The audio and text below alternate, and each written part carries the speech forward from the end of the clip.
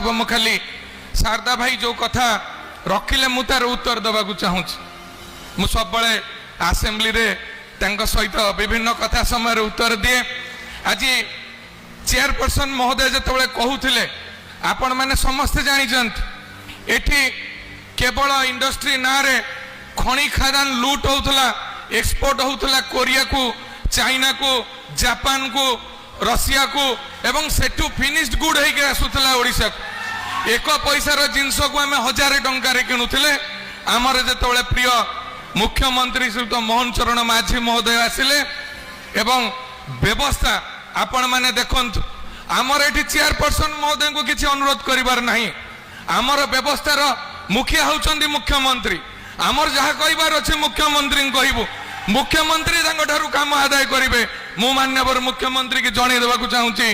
जे आपण मैंने आपण जानी आश्चर्य हे ये जो सीएसआर फंड कथा कहले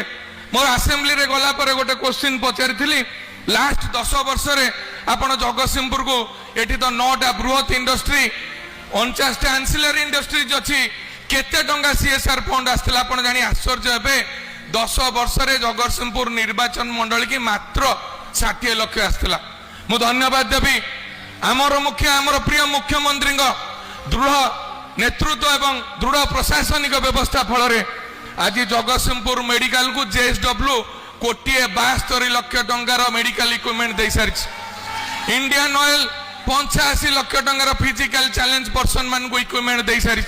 एवं जेएसडब्ल्यू पीवा पानी ठारू आरंभ करी उज्जवल आलोकीकरण व्यवस्था ठारू आरंभ करी स्कूल कॉलेज उन्नतीकरण स्मार्ट क्लास व्यवस्था कर सारी ये हूँ लोकंर सरकार ये हूँ मोहन माझी सरकार ये हूँ स्वच्छ शासन व्यवस्था एवं आपण जो कथा कहले निजुक्तिर कथा आम सरकार आसिला परे आपण देखंतु पूर्व व्यवस्था भितर सब बेले पारादीप रे इलेक्शन आसीबो निजुक्ति कथा मने पड़े से नेतृत्व माने निजुक्ति ना रे लोक मान को शोषण करी निजुक्ति रैली करी बाहा बाहा देखई जो भली व्यवस्था करती आज भी जेएसडब्ल्यू जो माने जमी हराई से निजुक्ति दे सारी एवं से कथा रखी सारी ये जो 15 मिनिट डिस्कशन कले मुख्यमंत्री तांकु से विषय अवगत करिसंती जे जगतसिंहपुर जिलार विशेषकर पारादीप एवं जगतसिंहपुर जिलार मो अंचल पिला माने एठी नियुक्ति पाइबे तार दायित्व नियंतु तार ग्यारंटी दियंतु से उद्बोधन रे कहि सारिसंती स्वास्थ्य व्यवस्थार उन्नतीकरण करेंगे ता ग्यारंटी दे सारी शिक्षा व्यवस्थार उन्नति करेंगे ता ग्यारंटी दे सारी एवं मु आपण मानक प्रश्न पचारुछि जगतसिंहपुर जिला शिक्षा क्षेत्र रे एक थिला गोटिए भी डिग्री सरकारी कॉलेज नथिला जहां पूरण कले मान्यवर मुख्यमंत्री श्रीयुक्त मोहन चरण माझी यूनिवर्सिटी देले मेडिकल कॉलेज देले आपणकर एठी शिल्प देले पोर्ट देले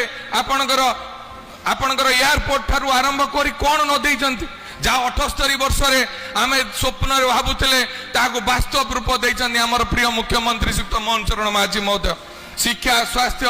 गमनागमन ठारू आरंभ करी भल व्यवस्था भितर आगामी दिन में जेएसडब्ल्यू आपण मानकर सेवा करिवो एथिरे दिमत हबार नाही प्रतिश्रुति मुख्यमंत्री को 15 मिनिट मीटिंग पूर्व देकी आसीथिले जार अभिभाषण रे सज्जन जिंदल महोदय आपण पाखे रखी सारी मुझे रिपीट करू नहीं यही आशा आगामी दिन में मुझे रखी आमे क्या कंप्लेन करने को दबू नहीं राजनीति करने क्या पेटरे नात मारू नहीं ये हूँ लोकंर मुख्यमंत्री पेटरे नात खाई राति भोकरे शोईथिबा अनिद्रा थिबा लोक माने आज ये भारतीय जनता पार्टी सरकार करिसंती मोहन माझी को आशीर्वाद करिसंती आपणकर यशस्वी प्रधानमंत्री नरेंद्र मोदी जी आपणकर आशीर्वाद करिसंती नरेंद्र मोदी जी गोटी आह्वान देइसंती यही होउची उचित समय यही होउची सठिक समय आमे काम करबा को आसीछु दिन राति एक करके काम करिवो आम माटी पई काम करिवो आम अंचल उन्नति प्रगति पई काम करिवो चाषी भाई मूल्य खटिकिया श्रेणीर लोकंग पई करिवो माँ मौसी पई तांकर स्वप्न पूरण करबा पई काम करिवो एवं जो आशा रखिसंती